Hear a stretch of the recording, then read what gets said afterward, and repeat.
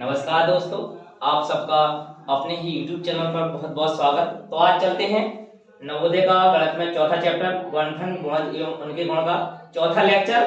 चौथे लेक्चर में चलेगा अभ्यास प्रश्नावली की जो सवाल दिए हैं। अभी आप जो पिछले लेक्चर में उनका डेफिनेशन जानी और विगत वर्षों में पूछे गए प्रश्न जाने लगभग तरीका से, उम्मीद करता हूँ वो सब समझ में आ गए। अब अभ्यास प्रश्नावली के सवाल चलते हैं एक मोटिवेशन के साथ। कहते हैं मान ली जाती तो हार हो जाती है और ठान ली जाती तो जीत हो जाती है। इसे जोश और जुनून के साथ पहले संख्या पूछा। पहला सवाल, एक अभाज्य संख्या के कितने गुणनखंड है? ये एकदम सरल है। विकल्प में दिया है, लिखा है एक अभाज्य संख्या के कितने गुणनखंड है। कोई भी एक अभाज्य संख्या लीजिए। सवाल का कहने का मतलब कोई भी एक अभाज्य संख्या लीजिए। आपने जैसे एक अभाज्य संख्या मान लो 2 ले ली या 3 ले ली या 5 ले ली या 7 ले ली या 11 ले ली 13 ले ली, कोई भी एक अभाज्य संख्या उठा के देख लो। कह रहा प्रत्येक अभाज्य संख्या के कितने गुणनखंड होते हैं? तो कितने होते हैं? 2। कितने होते हैं? 2। एक होता है और एक स्वयं होता है। जैसे हम मान के चलो 2 का अभाज्य गुणनखंड निकाल ले, 2 में किसका किसका भाग चला जाएगा? 1 का भी चला जाएगा और 2 का भी चला जाएगा। 3 में किसका किसका चला जाएगा? 1 का और 3 का। 5 में किसका? 1 का और 5 का। 7 में किसका? 1 का और 7 का। 11 में 1 और 11 का और 13 में 1 और 13 का। अब इनमें किसी और अन्य संख्या का भाग जा रहा होगा? नहीं जा रहा। हमें इससे ये पता चला कि किसी कोई भी अभाज्य संख्या हो, प्रत्येक अभाज्य संख्या के कितने गुणनखंड होते हैं? 2। कितने होते हैं? 2। एक मतलब एक होता है, एक स्वयं संख्या होती है। तो आप समझ गए प्रत्येक अभाज्य संख्या के कितने गुणनखंड होते हैं? 2। आप दो में ऑप्शन फिल कर दोगे, सही हो जाएगा। एकदम इजी सवाल था। अगला क्वेश्चन, अगले में लिखा है 18 और 24 के अभिन्निष्ट गुणनखंडों की संख्या। क्या लिखा है? 18 और 24 के अभिन्निष्ट गुणनखंड। गुणनखंड का मतलब होता है जिन जिन संख्याओं का भाग चला जाए वही संख्या क्या कहलाती है? गुणनखंड कहलाती है। तो हम 18 के गुणनखंड निकालेंगे तो 18 में किन किन संख्याओं का भाग जा रहा है? तो किन किन संख्याओं का भाग जा रहा है? 1 का जाएगा कि नहीं जाएगा? जाएगा। और 2 का जाएगा कि नहीं जाएगा? जाएगा। दीपेश 3 का जाएगा कि नहीं जाएगा? जाएगा। इसके बाद हम 4 का चेक करेंगे, 4 का जाएगा कि नहीं जाएगा? नहीं जाएगा। 5 का चेक करेंगे, 5 का जाएगा? 6 का जाएगा? 9 का जाएगा। इसके बाद 18 का जाएगा। मतलब जिन जिन संख्याओं का भाग जा रहा वो संख्या कहलाते हैं गुणनखंड कहलाते हैं। इसके बाद जो 24 लिखी है संख्या, 24 में किन किन संख्याओं का भाग जा रहा है? 1 का, 2 का, 3 का, 4 का, 6 का। 6 के बाद में 7 का जाएगा, 8 का जाएगा। 8 के बाद फिर चेक करेंगे, 9 का नहीं जाएगा, ना 10 का जाएगा, ना 11 का। किसका जाएगा? 12 का। 12 के बाद किसी 13 का चेक करेंगे, फिर 14, 15, 16, 17, 18 इस प्रकार से चेक कर जाएंगे। फिर किसका जाएगा? 24 का। अब इसमें देख लो अभिन्निष्ट मतलब दोनों में कौन कौन कॉमन हो रहा? तो 1 भी कॉमन हो रहा, 2 भी कॉमन हो रहा, 3 भी कॉमन हो रहा, 6 भी कॉमन हो रहा, और भी शायद कॉमन हो रहा नहीं हो रहा ना। तो इसमें सवाल में पूछा 18 और 24 के अभिन्निष्ट गुणनखंड की संख्या पूछिए। क्या पूछिए? संख्या। तो कितने गुणनखंड की अभिन्निष्ट संख्या है? 1, 2, 3, 4। तो कौन सा ही हो जाएगा? चौथा। तो मतलब 18 और 24 के अभिन्निष्ट गुणनखंडों की संख्या कितनी है? 4। कितनी है? 4। समझ में आ गया सबको? चलते हैं अगले सवाल। तो तीसरा सवाल है, तीसरे में लिखा है 14। केवल हमें भाषा को समझना है, जल्दी जल्दी अगलाहट के मारे गलत न कर देना। सवाल सरल होते हैं लेकिन कई बंदा जोश में आकर उसी सवाल को गलत कर देते हैं। भाषा है सरल लेकिन भाषा का अंतर है। लिखा है 14 और 77 के बीच में, किसके बीच में? 14 और 77 के बीच में 7 के गुणज की संख्या कितनी लिखी? 7 के गुणज की संख्या। तो 7 के हम सबसे पहले क्या निकालेंगे? गुणज। अब गुणज का जानते हो कि सीधे पहाड़ी टेबल लिख दो। तो 7 एकम 7, 7, 14, 21, 28, 35, 42, 49, 49 के बाद ये क्या? 7, 7, 56, 63, इसके बाद 70 और कहां तक? 77 तक। अब सवाल में ये नहीं सवाल में भाषा समझो, कह रहा 14 और 77 के बीच, मतलब 14 और 77 के बीच में संख्या है। 14 और 77 को नहीं लेना है, 14 और 77 के बीच की लेना है। ठीक, भाषा क्या कह रहा है? 14 और 77 के बीच की। तो अब 14 और 77 के बीच में, 14 और 77 के बीच में कितनी है? कितनी है ना सही? तो जी कितनी संख्या है? 1, 2, 3, 4, 5, 6, 7, 8, कितनी है? अब 8 वाले को टिक मार देंगे। सरल है कि कठिन? आगे चलेंगे। चौथा सवाल लिखा 20 के गुणनखंड। अब 20 के गुणनखंड भैया 20 में जिन जिन संख्याओं का भाग चला जाए वही उसके क्या है? गुणनखंड है। भैया 20 में 1 का भाग जाएगा कि नहीं जाएगा? 2 का जाएगा? जाएगा।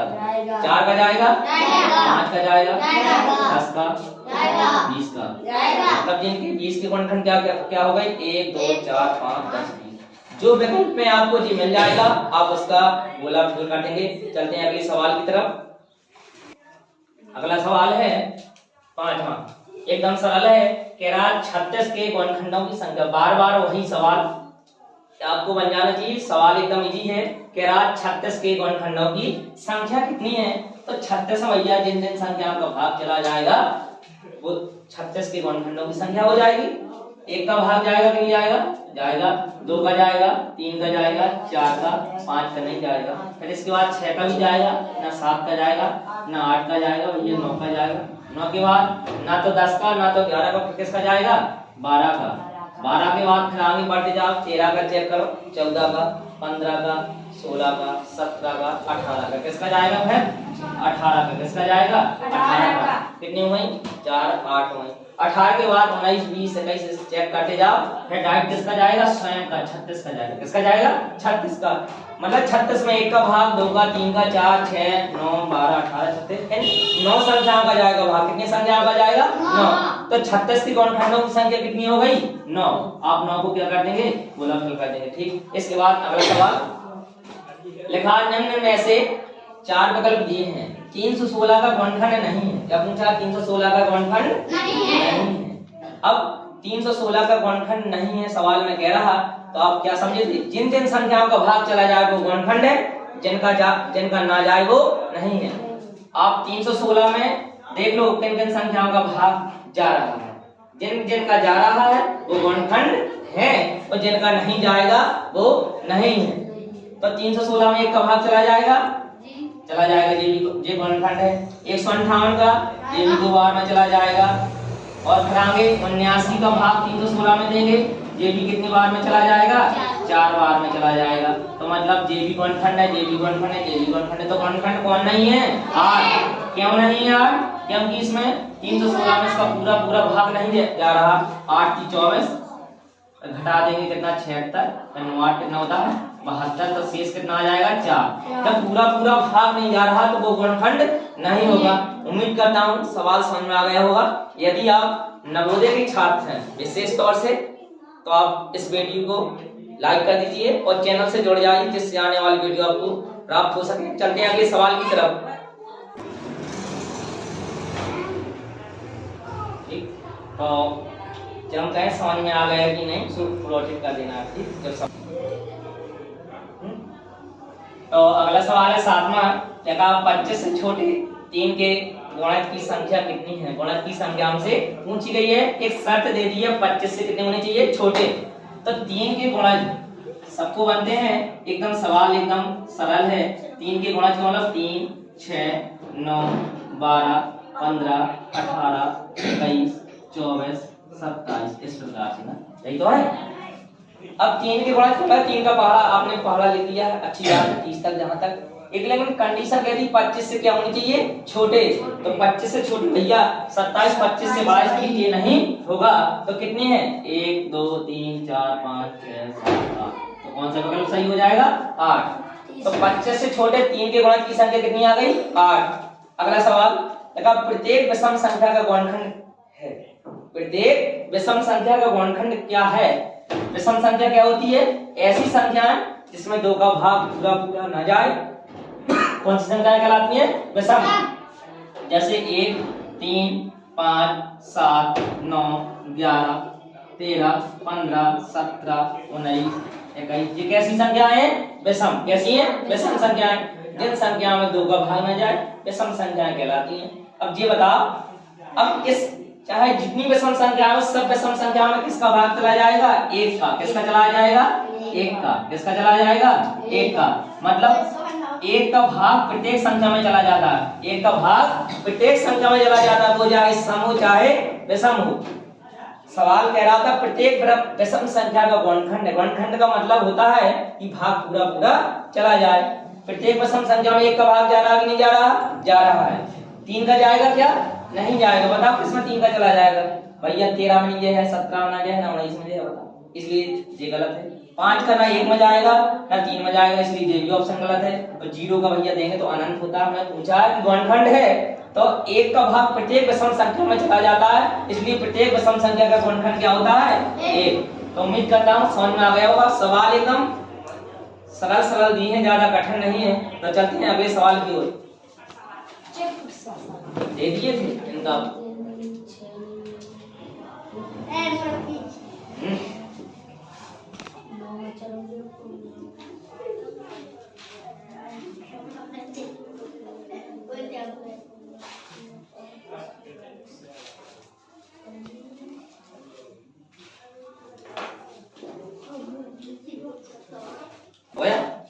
अगला सवाल है 9वां, 80 के अभाज्य गुणनखंड, और 10वां सवाल है 1000 के अभाज्य गुणनखंड। हमें तो चाहे 80 का हो, चाहे 1000 का हो, चाहे 10,000 का गुणनखंड ज्ञात करना हो, हमें तो सिर्फ क्या आना चाहिए? तरीका। यदि हमें तरीका बनने लगा, सवाल चाहे संख्या जितनी बड़ी क्यों ना हो, हमें अभाज्य गुणनखंड बन जाएंगे। बशर्ते हमें अभाज्य गुणनखंड निकालने की विधि बननी चाहिए। क्या बननी चाहिए? विधि। अभाज्य गुणनखंड की परिभाषा बताई थी, जिन संख्याओं के गुणनखंड अभाज्य होंगे वो क्या कहलाते हैं? अभाज्य गुणनखंड। अब 80 का अभाज्य गुणनखंड ज्ञात करना है तो सबसे पहले सबसे छोटी अभाज्य संख्या क्या होती है? 2। क्या होती है? 2। आप सबसे पहले 2 का भाग देंगे तो कितनी बार चला जाएगा? 40 बार। फिर आप फिर पुनः जब तक 2 का भाग जाता जाए, जब तक 2 का भाग देते जाना है। फिर आप 20 बार, फिर 2 का भाग आपने दिया तो 10 बार, फिर 2 का दिया 5। अब 2 के बाद अभाज्य संख्या बड़ी होती है 3। 3 का चेक कर लेंगे, जा तो नहीं रहा, नहीं जा रहा। 3 के बाद अभाज्य संख्या होती 5। आप सीधे फिर किसका दोगे? 5 का। जब तक इधर भागफल कितना ना आ जाए? 1। तो 80 के अभाज्य गुणनखंड के आ गए 2 गुणे 2 गुणे 2 गुणे 2 गुणे 5। यदि आप इन सब संख्याओं को गुणा करोगे तो फिर वही संख्या प्राप्त हो जाएगी। जो विकल्प में मिलता होगा उसको आप कर देंगे। सही है, समझ में आ गया? अगला सवाल 1000 के अभाज्य गुणनखंड। इसी प्रकार से 1000 के आपको करना है। आपने 1000 लिखा, इसके बाद आपने सबसे पहले 2 का भाग 500 आएगा, फिर 2 का भाग 250 आएगा, फिर 2 का भाग 125। फिर चेक करेंगे 2 का भाग नहीं जा रहा, क्योंकि विषम संख्या। फिर 3 का चेक करेंगे, साथ 3 का तो नहीं जा रहा ना, 3 का जा रहा। इसके बाद 5 होता, 5 का देंगे तो कितने बार? 25 बार। फिर 5 का 5 बार, फिर 5 का 1 बार। तो 1000 के अभाज्य गुणनखंड क्या हो गए? 2 गुणे 2 गुणे 2 गुणे 5 गुणे 5 गुणे 5। जो विकल्प में होगा आप उसको सही कर देंगे। इस प्रकार से ये सवाल इजी है। चलते हैं अगले सवाल है 11वां सवाल। लिखा है निम्न में से कौन सी संख्या 12, 20 और 24 का अभिनिष्ट गुणनखंड है? हमारे पास संख्या 3 दे दी हैं, 12, 20, 24 का अभिनिष्ट गुणनखंड पूछा है। एकदम सरल है। आप सबसे पहले आपको बनते हैं 12 के गुणनखंड कर लेंगे। तो 12 के गुणनखंड कौन कौन से होते हैं? 1, इसका किसका भाग चला जाएगा? 1 का। और किसका चला जाएगा? 2 का। और किसका? 4 का, 6 का, 12 का। इसके अलावा और कोई है क्या? नहीं है। 12 का फिर 20 के गुणनखंड ना, तो 20 के कितने हैं? 1, 2 के बाद 4 का चला जाएगा, 4 के बाद 5 का, फिर 10 का, फिर 20 का। जाएगा कि नहीं जाएगा? इसके बाद 24 के गुणनखंड 1, 2, 3, 4, 6, 6 के बाद 8, 8 के बाद 12, 12 के बाद फिर कितना होगा? 24 होंगे कि नहीं होंगे? मतलब कह रहा निम्न में से 4 संख्याएं, कौन सी संख्या 12, 20 और 24 का अभिनिष्ट गुणनखंड है? जी 3 संख्याएं जिनके हमने गुणनखंड निकाली, सबको बन जाएंगे। इसके बाद तीनों में कौन सा कॉमन हो रहा? पहली बात 1 कॉमन हो रहा। क्या कॉमन हो रहा? 1। सब में 2 भी कॉमन हो रहा कि नहीं हो रहा? देखो 3 नहीं हो रहा। इसके बाद 4 भी सब में कॉमन हो रहा कि नहीं हो रहा? इसके बाद भैया इसमें 6, इसमें 6 तो इसमें 6 नहीं है। फिर कोई नहीं मिल रहा कि मिल रहा? कोई नहीं मिल रहा। अब अभिनिष्ट गुणनखंड हमारा 1 भी है और 2 भी है, और कितना है? 4 भी। इसमें विकल्प में भैया कहीं 1 दिया है? नहीं है। 2 है? नहीं है। 4 है, तो कौन सा सही हो जाएगा? 4। तो अभिनिष्ट गुणनखंड कितना हो गया? 4। यदि विकल्प में शायद 4 ना होता, 4 की जगह 2 होता तो हम 2 में टिक लगाते। सही समझ में आ गया? इसके बाद अगला इंपॉर्टेंट सवाल लिखा है छोटी से छोटी संख्या। क्या? छोटी से छोटी संख्या 2, 3, 2, 3, 4, 5 तथा 10 के गुणनखंड है। गुणनखंड का मतलब होता है जिस संख्या का भाग चला जाए। इसके गुणनखंड निकाल लो आप। 2, 3, 4, 5, 10। सवाल समझो, कह रहा छोटी से छोटी संख्या। इस संख्या दी है, क्या दी है हमारी संख्या दी है 2, 3, 4, 5, 10 संख्या दी है कि गुणनखंड है। आगे तो ये गुणनखंड है वो निकालना क्या है, तो इसमें भैया सबसे पहले गुणनखंड कर ले। सबसे पहले किसका भाग देंगे 2 का। एक बार इसमें जाएगा नहीं जाएगा, जिसमें नहीं जाएगा वो वैसे की वैसे लिख देंगे, ठीक। जिसमें जाएगा उसका भागफल लिख देंगे। 2 का 4 में जाएगा तो 2, और 2 का 5 में नहीं जाएगा, और 2 का 10 में जाएगा 5 बार। फिर 2 का भाग जा रहा, जिसमें जा रहा उसमें दे दो, जिसमें नहीं जा रहा उसको कोई बात नहीं।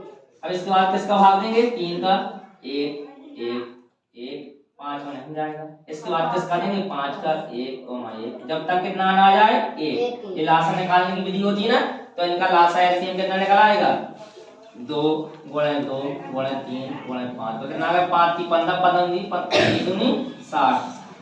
तो गुणनखंड क्या हो जाएगा 60 कितना हो जाएगा 60। तो विकल्प में क्या हम फिल कर देंगे 60। एक बात समझ लो, लगा छोटी से छोटी संख्या। आप जानते हो कि हम लासा मासा का अगला चैप्टर पढ़ाएंगे एलसीएम एचसीएफ।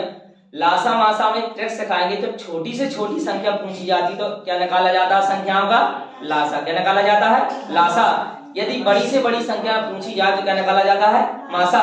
इधर एक ट्रिक टाइप सवाल में समझने की बात की जाए, यदि कहीं छोटी से छोटी संख्या कही जाए, कौन सी संख्या कही जाए छोटी से छोटी, तो उसका हमेशा लासा निकाला जाता है। क्या निकाला जाता है लासा। कह रहा छोटी से छोटी संख्या 2, 3, 4, 5 तथा 10 के गुणनखंड है। आप इन संख्याओं का क्या निकाल लेंगे लासा। हमने लासा निकालने की विधि क्या होती है, सबसे पहले सबसे छोटी अभाज्य संख्या 2 का भाग देते हैं। 2 का पूरा जब तक 2 का जाए 2 का, फिर इसके बाद 3 का, इसके बाद 5 का। लासा निकालने की भाग विधि ना, तो हम लासा निकालने की गुणनखंड विधि है। लासा कितना आ गया 60। कितना आ गया 60। तो आप लगा दोगे कितना आ जाएगा आंसर सही। इसके बाद अगला